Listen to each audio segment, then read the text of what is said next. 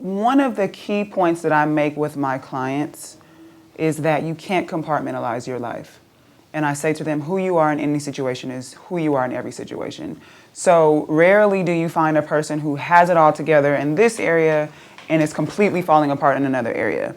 Because chances are, if you are seeing that, one of those is not the truth, right? So typically, you know, when you're disciplined and you're diligent, similar to what I was saying earlier, the things that I learned as an athlete apply here in my business because it's a part of who I became as a result of participating. So it wasn't like, oh, that was great, I was a great athlete over here, but I'm not a great student, or I'm not, or whatever that may be. So it's kind of that same drive, that same commitment, that same even competitiveness that makes me want to be the best or better is what shows up in how I do my business. But with regard to the mind, body, spirit connection, the example that I give is that I say that we experience life through our bodies, right? It's like the vehicle by which we navigate, and everything we taste, touch, see, hear, smell, we have a physical connection to our earth and to our other people, but then that translates into an emotional or mental response.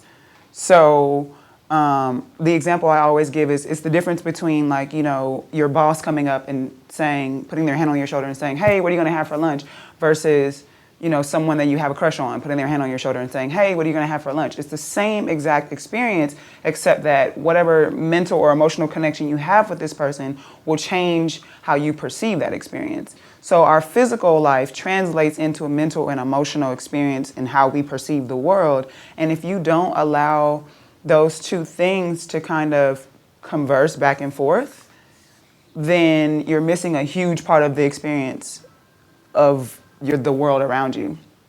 And so oftentimes we think of like meditation or yoga or things like that as the mind-body connection. And those things are fabulous. I do both of them actually.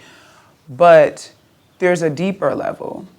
And particularly for people, for instance, who have like struggles with their diet, then I talk to them about like what has gone on in their lives, like really from a therapeutic, like if you were going to go see a psychologist perspective, and we get down to it, because most of the time people will come in and they say, well, I know better, I should be. So it's like, well, if you know all of these things, then what is it that's stopping you from doing it? And for me, I refuse to believe that everyone just has a lack of willpower.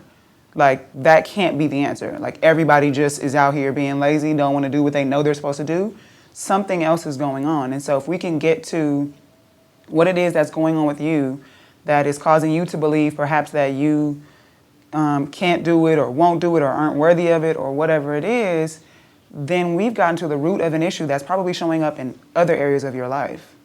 And now you can start to clean that out and shape the experiences that you want to have and really be the co-creator of the life that you are living. When I started to do research and starting the business and really wanting to take it that direction, I realized no one is doing this work.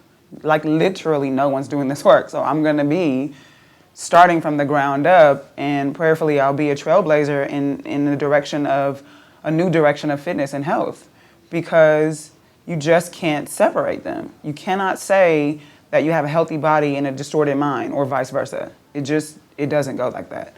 And I think what really started me on this path is I grew up in South Central LA, and I intentionally, when I knew that it was time for me to open my studio, I intentionally wanted to open in South Central LA, in a neighborhood where we don't have these types of facilities and these types of resources. You know, we have fast food and we have liquor stores and we have, you know, candy shops or whatever other thing, but we don't have an example of what it looks like to prioritize your health.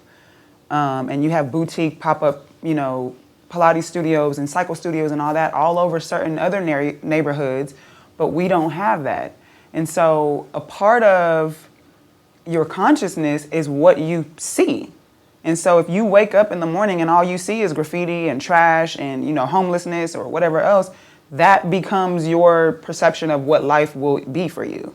So if you can see something else, then you can think something else and then eventually do something else. And so working in my neighborhood, I work in South Central, literally in the center of where the riots took place in the early 90s. So you're still doing a lot of work rebuilding that, but I see a lot of things, and my clients who come in, I started to hear their stories.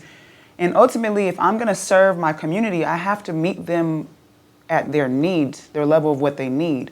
So when I started hearing what was going on with them, I knew that I couldn't start at fitness. I couldn't start at physical fitness, because in order to change your body, you first have to change your mind. So I had to start doing the mental work and getting them to understand first why being consistent with their workout was even something they should be working towards. And that was a mind thing. And the more I started to do that work and the more we started to see success, I was just like, this is it. This is what I need to be doing.